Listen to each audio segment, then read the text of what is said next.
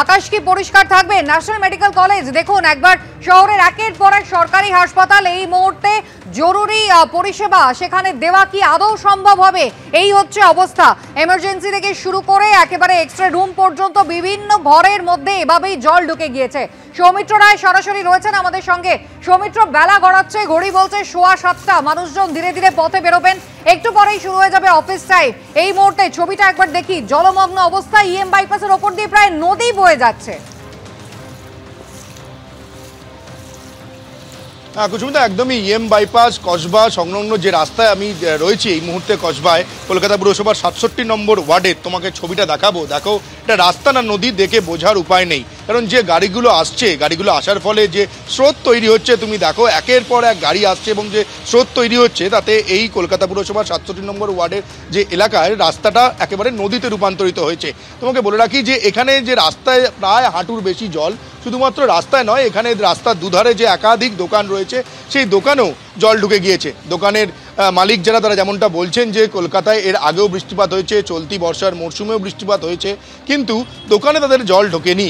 কিন্তু এই গতকাল রাত থেকে যে মেঘ ভাঙা বৃষ্টির সমান যে বৃষ্টি হয়েছে, তাতে যে রেকর্ড বৃষ্টি হয়েছে, তাতে যে সমস্ত রাস্তা, যে সমস্ত দোকানে জল ঢুকতো না তাতেও জল ঢুকে গিয়েছে। ফলে তুমি বুঝতেই পারছো যে কলকাতা পুরসভার কাছে এটা অত্যন্ত চ্যালেঞ্জ যে জল নামানোর জন্য। কারণ আলিপুর আবহাওয়া দপ্তর যেটা পূর্বাভাস যেমনটা দিয়েছে যে আজ সারাদিনই কলকাতা সহ দক্ষিণবঙ্গের প্রায় সমস্ত জেলায় আকাশ মেঘলা থাকবে এবং বৃষ্টিপাতের পূর্বাভাসও রয়েছে। সেই বৃষ্টিপাত গতকাল রাতের মতো হয়তো অতি ভারী থেকে অতি ভারী বৃষ্টিপাত হবে না, হালকা থেকে মাঝারি বৃষ্টিপাত হবে আজ সারাদিন ধরে, কিন্তু বৃষ্টিপাত হবে।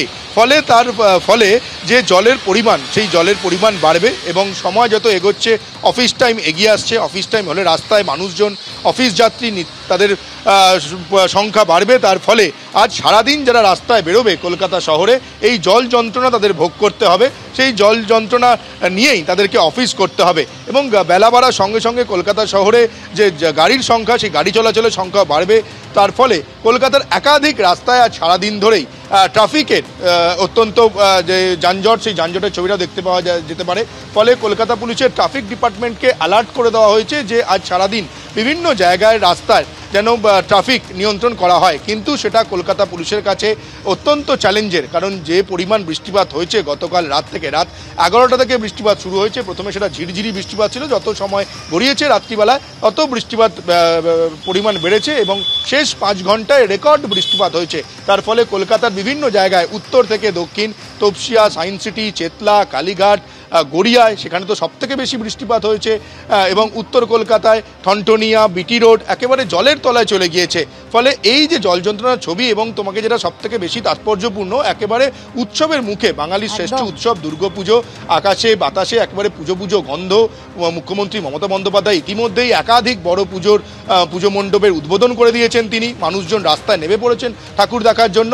তার মধ্যে এই যে দুর্যোগের যে ছবিটা দেখতে পাওয়া যাচ্ছে, জল যন্ত্রণার যে ছবিটা দেখতে পাওয়া যাচ্ছে, সেটা বাঙালির কাছে অত্যন্ত মন খারাপ করা ছবি। কিন্তু এবং তোমাকে বলে রাখি যে এই মন খারাপ নয় সৌমিত্র, তারই সঙ্গে একেবারে দুশ্চিন্তার জায়গা তৈরি হয়েছে, কারণ এখানেই তো শেষ নয়, একের পর এক নিম্নচাপ তৈরি হচ্ছে। বৃহস্পতিবার বঙ্গোপসাগরে আবারও নতুন করে নিম্নচাপ ঘনীভূত হবে, এমনটাই বলছে আলিপুর আবহাওয়া দপ্তর। পুজোর মরশুম আর তারই মধ্যে দুর্যোগপূর্ণ এই আবহাওয়া। জিলাম গরঞ্জাই রয়েছেন আমাদের সঙ্গে টেলিফোন লাইনে। জিলাম, একদমই যে পরিস্থিতি, গতকাল রাত 11টা থেকে যে বৃষ্টি শুরু হয়েছে, যেটা আবহাওয়া দপ্তর সূত্রে জানা যাচ্ছে যে এখানে বৃষ্টিপাত, দক্ষিণ কলকাতায় বৃষ্টিপাত হয়েছে 300 মিলিমিটারের বেশি এবং উত্তর কলকাতায় 150 মিলিমিটারের বেশি সকাল 5টা অবধি। এবং উত্তর কলকাতার খবর যেমন বলছিল, সেরকম দক্ষিণ কলকাতার সর্বোচ্চ জল, হাঁটু জল হয়ে আছে এবং তার মধ্যে দিয়ে যে 4 চাকা 2 চাকার গাড়ি যানবাহন চলাচল অত্যন্ত সতর্কভাবে করতে হচ্ছে। রাস্তাঘাটে বিভিন্ন জায়গায় এই জল ডিঙিয়েই মানুষকে যেতে হচ্ছে। একাধিক আবাসনে আমরা দেখতেও পাওয়া যাচ্ছে যে গ্রাউন্ড ফ্লোর জলে ভরে গেছে এবং একতলা বাড়িতে জল ঢুকে গেছে। জল এখনো নামার কোনো চিহ্ন নেই, যদিও বৃষ্টিপাত এই মুহূর্তে দক্ষিণ কলকাতায় সেরকম না হলেও জল কোনোভাবে যে নিকাশি, সেই নিকাশি ব্যবস্থা পুরো ভেঙে পড়েছে এবং জমা জলের মধ্যে দিয়ে যে সকালে যারা অফিস যাত্রী তাদেরকে বাধ্য হতে হচ্ছে এই জলের মধ্যে দিয়ে যেতে এবং যানবাহন চলাচল, পরিবহন যে পাবলিক ট্রান্সপোর্ট সেইগুলো পুরোপুরি বন্ধ আছে এবং সাধারণ মানুষ তাদের এই জল ডিঙিয়ে ঝুঁকি মাথায় করে তাদেরকে যেতে হচ্ছে। এবং যেটা তোমাকে জানাচ্ছি আবহাওয়া দপ্তর সূত্রে, যে দক্ষিণ কলকাতায় গতকাল রাত 11টা থেকে এখন অবধি 300 মিলিমিটারের বেশি বৃষ্টি হয়েছে তেমনই বলা হচ্ছে। এবং একই সঙ্গে উত্তর কলকাতায় সকাল 5টা অবধি 150 মিলিমিটারের বেশি বৃষ্টিপাত হয়েছে। ফলে বুঝতেই পারছো এই টানা বৃষ্টিপাতের ফলে যে কি পরিস্থিতি, একদিকে এই পরিস্থিতি এবং আজকে দ্বিতীয়াতেই এই পরিস্থিতি, ফলে আগামী দিনগুলো কি হবে সেটাই বোঝা যাচ্ছে। এবং আবহাওয়া দপ্তরের তরফ থেকে সতর্ক করা হয়েছে, তার মধ্যে দিয়েই আজকে দ্বিতীয়ার দিন এই পরিস্থিতি। একেবারেই ঝিলাম, একেবারে শেষ বেলার কেনা বেচা রয়েছে, তার পাশাপাশি শহর জুড়ে এখন একেবারে পুজো পুজো গন্ধ, একেবারে হোর্ডিং পড়ে গিয়েছে, রাস্তার চারিদিকে বাঁশ লাগানো রয়েছে।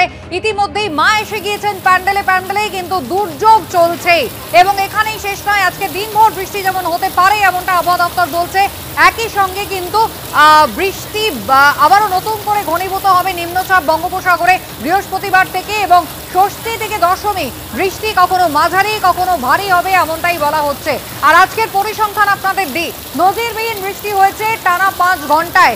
এবং কলকাতা পুরসভার নিকাশি বিভাগ যে পরিসংখ্যান দিয়েছে, গড়িয়ার কামরাহরিতে সব থেকে বেশি বৃষ্টি হয়েছে 332 মিলিমিটার। ভোর 4টে থেকে গঙ্গার সমস্ত লক গেট খুলে দেওয়া হয়েছে, কিন্তু চিন্তার জায়গা এটাই, বৃষ্টি যদি চলতে থাকে বেলা 12টা থেকে বিকেল 4টে পর্যন্ত লক গেট বন্ধ করা হবে। দুপুর 2:06 গঙ্গায় জোয়ার আসবে এবং সেক্ষেত্রে কলকাতা কিন্তু আবারও জলমগ্ন হতে পারে। কোথায় কত বৃষ্টি হয়েছে, একদিকে গড়িয়া কামদাহরি 332 মিলিমিটার বৃষ্টি, যোধপুর পার্ক, কালীঘাট, তপসিয়া, বালিগঞ্জ, চেতলা, মোমিনপুর, চিংড়িঘাটা এবং উত্তর কলকাতা সর্বত্রই কিন্তু বৃষ্টির পরিমাণ অ্যাভারেজের থেকে অনেক বেশি। অরিত্রিক ভট্টাচার্য টেলিফোন লাইনে রয়েছেন। অরিত্রিক, কি খবর পাচ্ছ? আলিপুর আবহাওয়া দপ্তর কি বলছে? অরিত্রিক,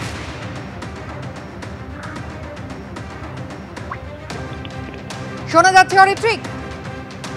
হ্যাঁ দেখো, এই মুহূর্তে যেটা আলিপুর আবহাওয়া দপ্তরের সূত্রে বলা হচ্ছে যে গতকালকেই নিম্নচাপ তৈরি হয়েছিল, যেটা এই মুহূর্তে উত্তর পশ্চিম দিকে এগোচ্ছিল এবং উত্তর পশ্চিমে পৌঁছে সেটা অনেকটাই ইন্টেন্সিফাই করেছে এবং তার জেরেই কিন্তু এই বৃষ্টি হয়েছে। গতকাল বিকেল বেলায় কিন্তু এটা বলে দেওয়া হয়েছিল আলিপুর আবহাওয়া দপ্তরের তরফ থেকে যে সকালের মধ্যে ভারী থেকে অতি ভারী বৃষ্টি কলকাতা এবং সংলগ্ন অঞ্চলে হবে, এবং সেই মতোই কিন্তু বৃষ্টি হয়েছে। এবং উত্তর পূর্ব এবং উত্তর বঙ্গোপসাগর উত্তালও থাকবে, যেই জন্য মৎস্যজীবীদেরও সমুদ্রে যেতে নিষেধ করা হয়েছে।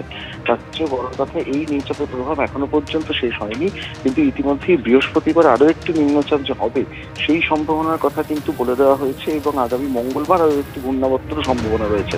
স্বাভাবিকভাবে যেটা দেখা যাচ্ছে, বর্ষার শেষ দিক চলছে, এটা এই মুহূর্তে আমরা দেখতে পাচ্ছি। সেপ্টেম্বরের শেষ, আশ্বিন মাস পড়ে গিয়েছে, কিন্তু বর্ষার এই শেষ অংশে গিয়ে দেখা যাচ্ছে যে গোটা মরশুমে বৃষ্টি কিছুটা বেশি হয়েছে বটে, কিন্তু কালই যেটা ঘটেছে রাত্রিবেলা সেটা একেবারেই নজিরবিহীন বৃষ্টি। কলকাতা সহ দক্ষিণবঙ্গের বিভিন্ন জায়গায় এইরকম বৃষ্টি হয়েছে। উত্তরবঙ্গে বৃষ্টি অবশ্য কমবে ক্রমশ, কিন্তু কলকাতা বা দক্ষিণবঙ্গে বৃষ্টি আপাতত কিন্তু খুব একটা কমার সম্ভাবনা দেখা যাচ্ছে না। হয়তো যে ইন্টেন্সিটিতে বৃষ্টি হয়েছে সেটা কিছুটা কমতে পারে আগামী কয়েক ঘন্টা বা 1-2 দিনের জন্য, কিন্তু আবারও বৃহস্পতিবার থেকে বৃষ্টি বাড়ার একটা আশঙ্কা থাকছে। অরিত্রিক, ধন্যবাদ। হাওড়া রামরাজাতলা, দেখুন একবার পরিস্থিতি, বাড়ির মধ্যে কিন্তু জল ঢুকে গিয়েছে।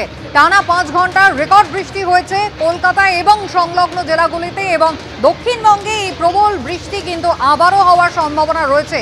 আজ দিনভর মাঝারি থেকে ভারী বৃষ্টির সম্ভাবনা রয়েছে, তবে আশঙ্কার মেঘ কিন্তু থেকেই যাচ্ছে, কারণ বঙ্গোপসাগরে নতুন করে বৃহস্পতিবার আবারও নিম্নচাপ তৈরি হবে, যা ঘনীভূত হবে এবং ষষ্ঠী থেকে দশমী পর্যন্ত দক্ষিণবঙ্গ আবারও থাকবে।